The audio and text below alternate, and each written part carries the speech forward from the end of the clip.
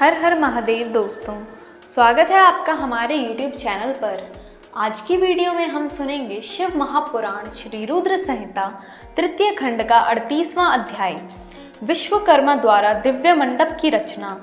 ब्रह्मा जी बोले, हे मुनि श्रेष्ठ नारद, शैलराज हिमालय ने अपने नगर को बारात के स्वागत के लिए विभिन्न प्रकार से सजाना शुरू कर दिया। हर जगह की सफाई का विशेष ध्यान रखा गया, सड़कों को साफ कराया गया और उन पर छिड़काव कराया गया। तत्पश्चात उन्हें बहुमूल्य साधनों से सुसज्जित एवं सुशोभित किया गया।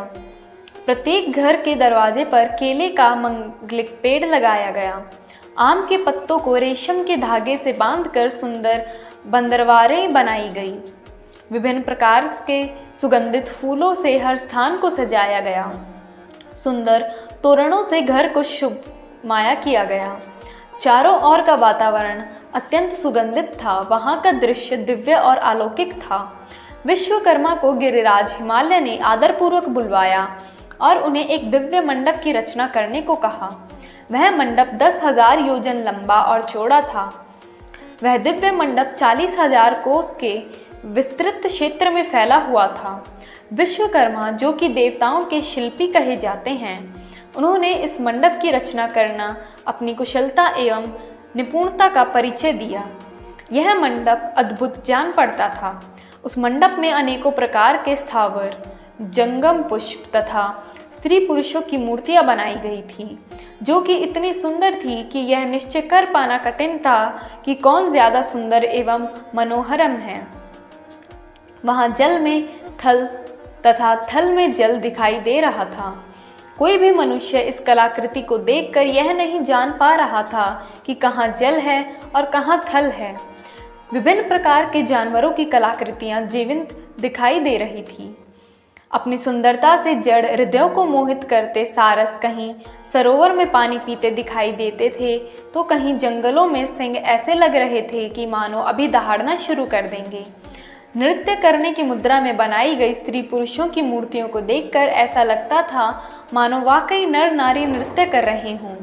द्वार पर खड़े द्वारपाल हाथों में धनुष बाण लेकर ऐसे खड़े थे जैसे सचमुच अभी बाणों की वर्षा शुरू हो जाएंगी।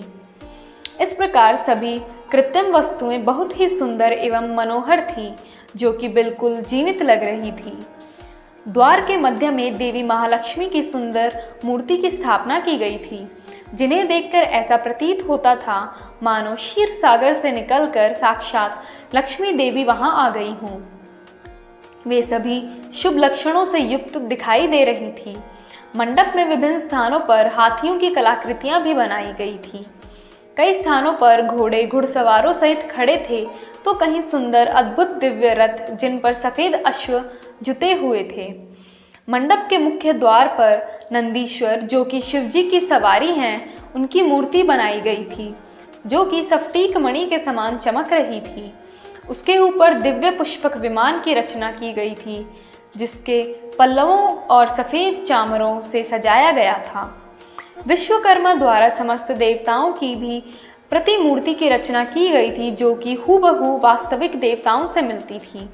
क्षीर सागर में निवास करने वाले श्री हरि विष्णु एवं उनके वाहन गरुड़ की रचना भी उस मंडप में की गई थी, जिसका स्वरूप साक्षात विष्णु जी जैसा ही था।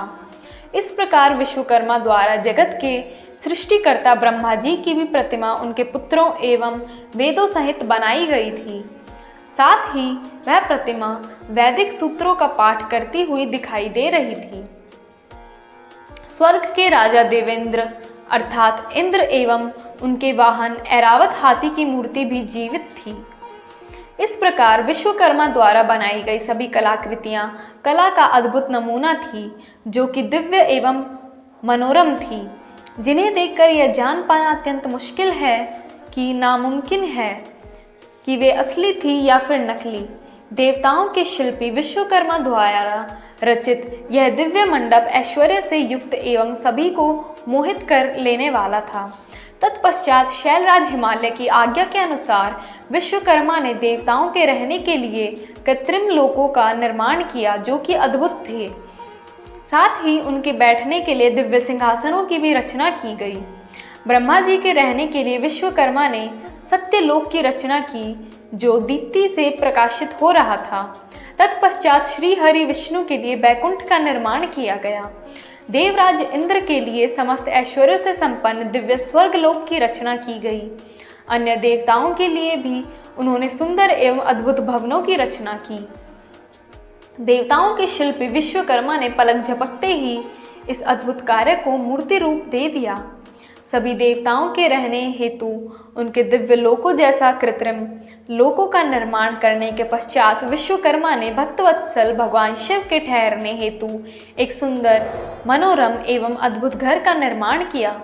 यह भगवान शिव के कैलाश स्थित धाम के अनुरूप ही था। यहाँ शिव चिन्ह शोभा पाता था। यह भवन परम उज्ज्वल दिव्य प्रभापुंज से सुशोभित, उत्तम और अद्भुत था।